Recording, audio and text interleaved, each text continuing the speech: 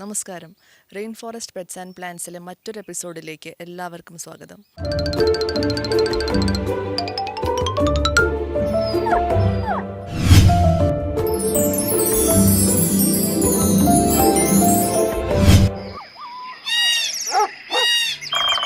Rain forest pets and plants എന്ന സ്ഥാപനത്തിന് 4 വർഷം തികഞ്ഞു.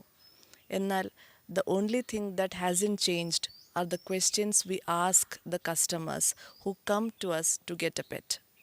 പലപ്പോഴും റെയിൻ ഫോറസ്റ്റിൽ വരുമ്പോൾ ആൾക്കാർ ചോദിക്കുന്നത് അവരുടെ കുട്ടികൾക്ക് വേണ്ടിയിട്ടൊരു പെറ്റിനെ കിട്ടുമോ എന്നാണ്. But as you know, kids are impulsive buyers.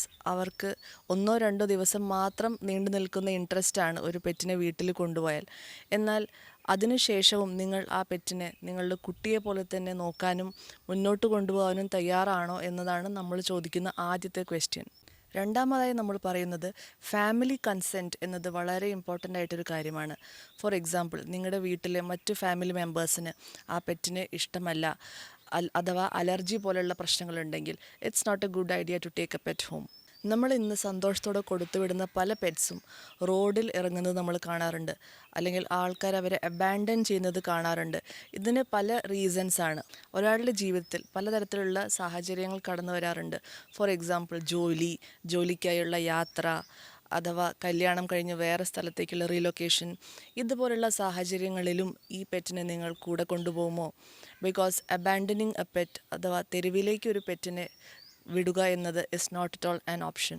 ഒന്നുകിൽ ആ പെറ്റിന് പലതരത്തിലുള്ള അസുഖങ്ങൾ പിടിപെടുന്നു, അല്ലെങ്കിൽ അവരുടെ ഓൾഡ് ഏജ്, വയ്യാത്ത സാഹചര്യങ്ങളിലേക്ക് അവർ നയിക്കുന്നു. ഇങ്ങനെയെല്ലാമുള്ള സമയത്തും നിങ്ങൾ ആ പെറ്റിനെ നോക്കുമോ?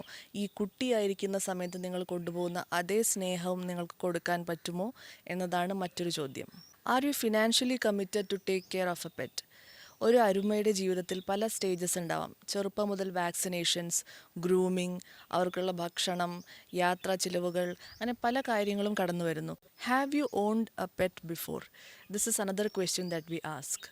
ഇതിനനുസരിച്ച് പല ബിഗിനർ ഫ്രണ്ട്ലി ആയ പെറ്റ്സും, അല്ലെങ്കിൽ നിങ്ങൾ മുന്നേ പെറ്റ് വളർത്തിയ ആളാണെങ്കിൽ അതിനനുസരിച്ചുള്ള പെറ്റുകളും നമ്മൾക്ക് സജസ്റ്റ് ചെയ്യാൻ സാധിക്കും. Pet parenting is a very big responsibility. അതുകൊണ്ട് നിങ്ങൾ ഒരു പെറ്റിനെ വീട്ടിലേക്ക് കൊണ്ടുവരാൻ ആഗ്രഹിക്കുന്ന ആളാണെങ്കിൽ please try asking these questions to your self, because not every home is right for every pet. Thank U.